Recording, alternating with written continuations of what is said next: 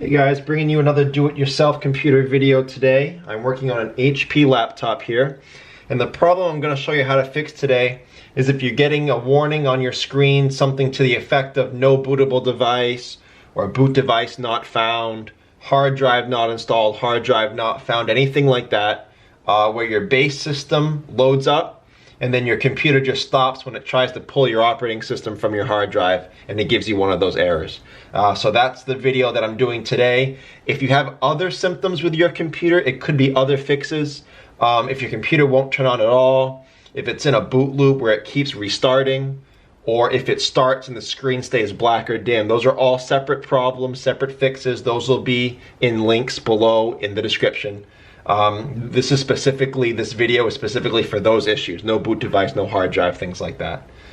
So to start with, if you have any questions or any comments, if you get lost in this process, or if you see something you don't recognize from the video or you don't know what to do, check the frequently asked questions below in the description first. It could save you some time. If you don't see them there, leave me a comment and I definitely try to get back to you a couple times a day at least. So the cool thing about HP is that it comes with built-in diagnostic software. So we're going to access that right now to test your hard drive and see if there's anything wrong with it. So to do that, hit power and start tapping on F2 right away as you're powering up your computer. That'll take you to a screen that looks like this. Let me zoom in on that for you. This is where you can access your diagnostic software. As you can see right here, I'm going to scroll down. You can do memory check or hard drive check. So I'm going to do your hard drive check first, because it's saying it can't find the hard drive. It's saying no boot device found, so we're going to check your hard drive. You have a quick check or an extensive check. You can do the extensive if you want. I have very rarely seen a quick check to be wrong. If your hard drive is bad, it's going to show up in the quick check. If the quick check says your hard drive is good, it's probably good. I haven't seen any cases of a quick check that says your hard drive is good and an extensive check saying it's not. So stay with your quick check. I'll hit enter. Starting hard drive check. So the smart check is passed and the short DST is in progress. A minute, almost 2 minutes left. If you see at this point, if your hard drive fails, if the short DST fails, your hard drive's bad.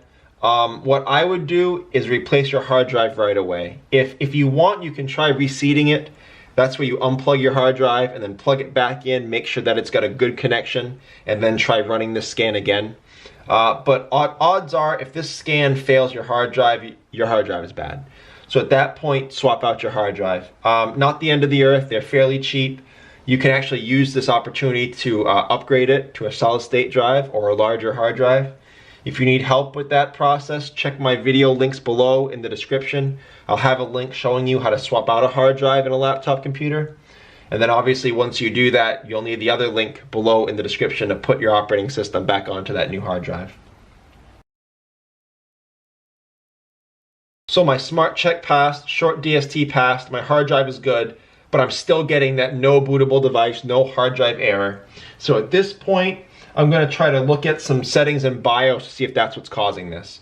So I'm going to go ahead and shut my computer down. So when I start my computer up this time, I'm going to start by tapping on F10 to get into BIOS.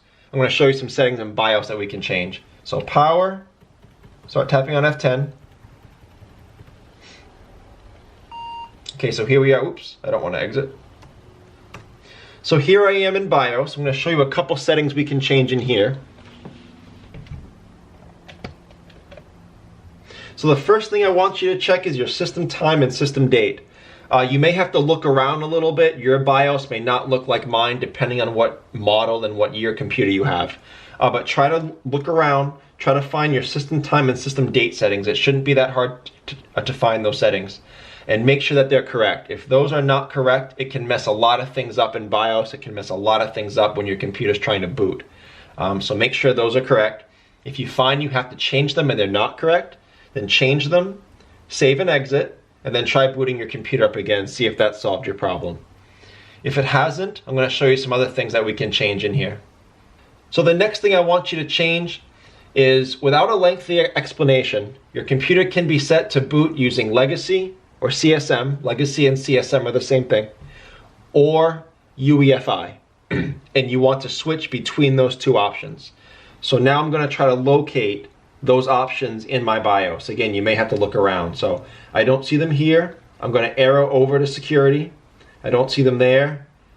Over to system configuration. I don't see them here, but my only other option is exit. So in here, I'm going to go down to boot options, see if I can find anything in boot options. And there you go right here, legacy support. So legacy support is disabled. So what that means is you're booting in UEFI. If legacy is disabled, it means the other option is enabled, which means UEFI. Again, some of you may not see legacy, some of you may see CSM, but legacy and CSM are interchangeable for what we're doing here. So what you'd want to do if you were in UEFI is switch to legacy, and if you're seeing legacy, like want to switch to UEFI. So for me to switch here, I would go down to legacy, and I'd hit enter, and I would enable it, because I'm currently in UEFI, and I'd hit yes. So now legacy support is enabled. So now I've enabled legacy, now I'm in legacy. Again, those of you who are the other way would want to do it the opposite. So for the sake of this video, I'm just showing you how to change. I don't actually want to change mine because my computer's working fine. So I'm just going to change that back. Okay, so I changed mine because my computer's fine, but that's what you would do, is you would change from legacy to UEFI, and if you're in UEFI, you would change to legacy. You may have drop-down menus, you may have other ways of making that change, but that's what you would do. And if you cannot change from one to the other, it could mean that your secure boot needs to be turned off. So keep that in mind, and sometimes secure boot is located in a security tab if you can't find that. So that's the second thing you would do after scanning your hard drive. Save and exit these changes, try rebooting your computer, see if the error goes away. If the error goes away, you found your problem. However, if at this point you've checked your hard drive and it passed, you've changed settings in BIOS and that didn't help, at this point we're left with the only other alternative, and that's your operating system is going wrong. So try a factory reset at this point. Again, link will be below in the description of how to perform a factory reset on an HP computer. If for some reason the operating system is so corrupt that the factory reset won't work, then the last option is to install your operating system fresh, which is also a video link in the description.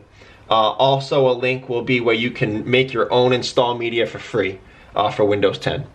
So those are all the possibilities it can be, from your hard drive to your BIOS to your operating system. So you follow these steps, you take it one at a time, and you will be able to fix that no boot device, no hard drive found error. So again, any questions, leave them below. I'll get back to you a couple times a day. I'll definitely help you through this if you're not clear on something. Like and share if it was helpful. And please subscribe if you enjoyed do-it-yourself computer repair. Thanks for watching, guys.